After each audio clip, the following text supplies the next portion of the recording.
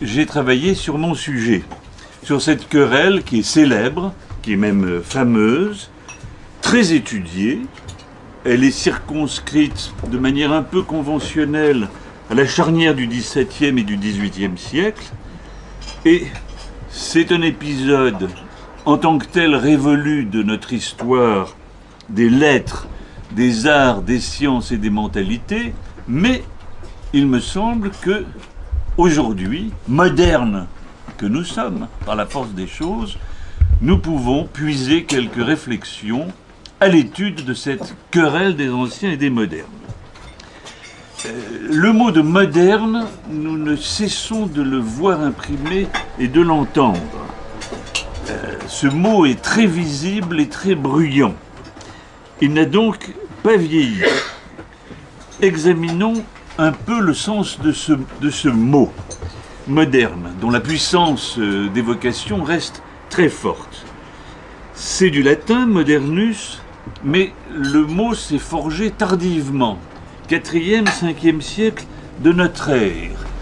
On a forgé modernus sur le patron de hodiernus, c'est-à-dire d'aujourd'hui, et de esternus, c'est-à-dire de la veille.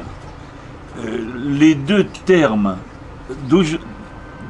d'aujourd'hui et de la veille existaient, on a fabriqué sur l'adverbe modo, modernus. Alors modo est un adverbe formé sur modus. Modus en latin classique, c'est une mesure, d'où une mesure de temps. D'où modo, qui dès le IIe siècle de notre ère ne signifie plus, comme en latin classique, seulement, mais signifie maintenant.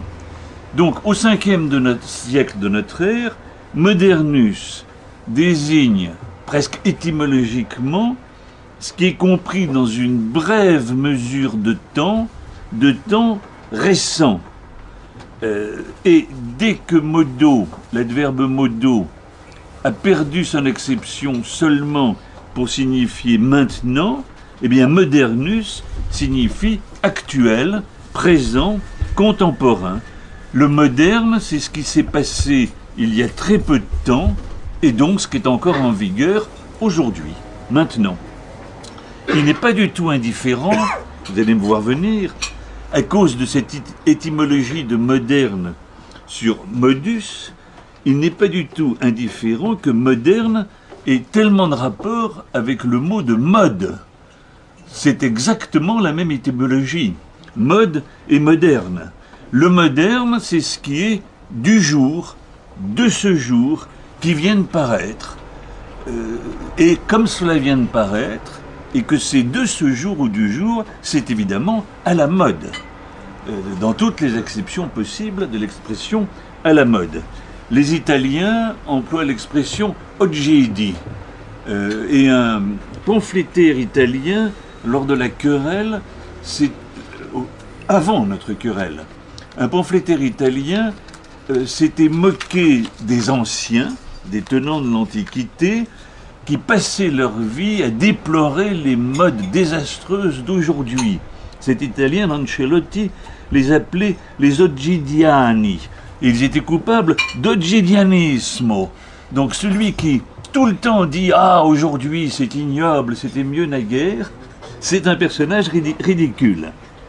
Alors moderne signifie actuel, par opposition bien sûr avec ancien. Ancien, l'adjectif ancien, qui est très vieux dans notre langue, résonne agréablement, puisque dans ancien, vous entendez ante, le latin ante, qui signifie en arrière, avant, etc. Mais souvenez-vous que ante, avant, et anti, devant et contre, sont interchangeables étymologiquement. Donc, quelqu'un qui est ancien, il est d'ante, il est d'avant, mais il est aussi, presque a priori, d'anti, il est contre le moderne. C'est étymologiquement moderne n'implique aucun refus de l'ancien, alors que l'ancien implique une défiance envers le moderne. Quelles étaient les acceptions de ce mot moderne au XVe et au XVIe siècle? Modernité est beaucoup plus récent. Littré date le mot du milieu du XIXe siècle et donne comme exemple un passage de Théophile Gautier. D'un côté, la modernité la plus extrême, de l'autre, l'amour austère de l'antique. Doit être une page de critique esthétique de Théophile Gautier. Lors de la Renaissance, moderno en italien et moderne chez nous désigne initialement ce qui est actuel, c'est-à-dire ce qui vient d'advenir, ne durera peut-être pas, et donc éphémère, passager, voire instable, par opposition, bien sûr, à l'ancien, ou mieux à l'antique, où là, n'est-ce pas, vous avez un acquis solide. Toute l'évolution du mot lors de la Renaissance, en Italie dès le XVe siècle, chez nous au XVIe siècle, toute l'évolution du mot moderne va revenir à en changer le sens. Ce qui était négatif, ou risqué d'être négatif, va devenir positif. Ce qui est nouveau est crédité d'une séduction que n'a pas forcément ce qui est ancien et ce qui est vieux. Littré donne toute une série d'expressions. L'astronomie moderne, la géométrie moderne, la physique moderne, eh bien c'est Copernic, c'est Galilée, c'est Descartes, ce sera Newton, c'est admirable. La chimie moderne, ce sera Lavoisier. Et cette chimie passe pour être de beaucoup préférable aux chimies ou aux alchimies anciennes. La philosophie moderne, c'est la philosophie de ceux qui récusent ou le platonisme ou le vieil aristotélisme. Descartes est un philosophe moderne. Et à ce titre, n'est-ce pas, il est paré d'un certain prestige. Vous avez exactement le même glissement au XV-XVIe siècle, en Italie, un peu avant chez nous, sur le latin novus. Je ne prononce pas le latin à la restituée, je le prononce à la gallicane. Novus en latin. Bon. En latin classique, novus est presque toujours péjoratif. Novus signifie récent, donc pas très solide et un peu suspect. Ça signifie réparer, retaper, rénover. Novus signifie aussi inouï, c'est-à-dire bizarre, extraordinaire, pas très catholique. En un mot, novus veut dire aussi de naissance obscure, sans aïeux très reconnu. Un homo novus, c'est un parvenu, ou quelqu'un qui indûment s'est faufilé dans l'ordre équestre ou dans l'aristocratie. Novus signifie novice, inexpérimenté, et aussi imprévu, inattendu.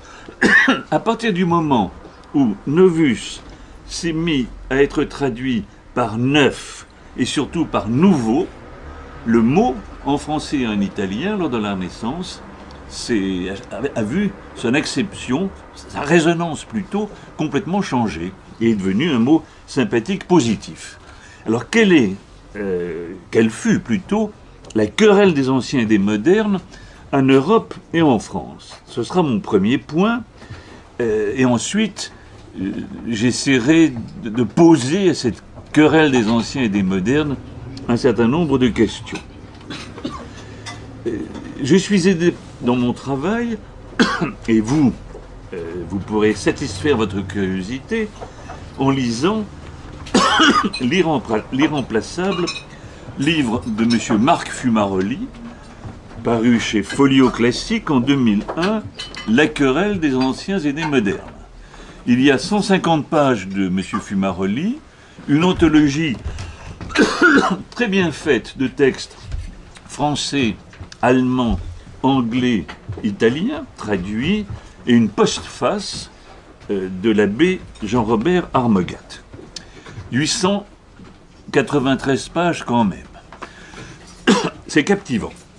Tout commence évidemment en Italie. Dès le XVe siècle, avec l'ardente découverte de l'Antiquité, dont déjà Dante, à la charnière du XIIIe et du XIVe siècle, témoignait. Je vous rappelle que dans la Divine Comédie, Dante est conduit vers Béatrice puis vers Dieu par Virgile et au purgatoire par Boès. Donc l'on ne peut revenir à Dieu, se laver du péché et de ses fautes et découvrir le monde métaphysique qu'initié par Virgile et par... c'est Stas. J'avais dit Boès, c'est Stas. Dès le XVe siècle, cet engouement pour la littérature, l'art, les ruines, les œuvres de l'Antiquité est plus ou moins raillé sur un mode satirique. On déplore que des savants, qu'on appelle des antiquaires, s'enferment dans leur chère antiquité. Ce sont des pédants, ils ne sont pas de leur temps, ils ont une raideur universitaire.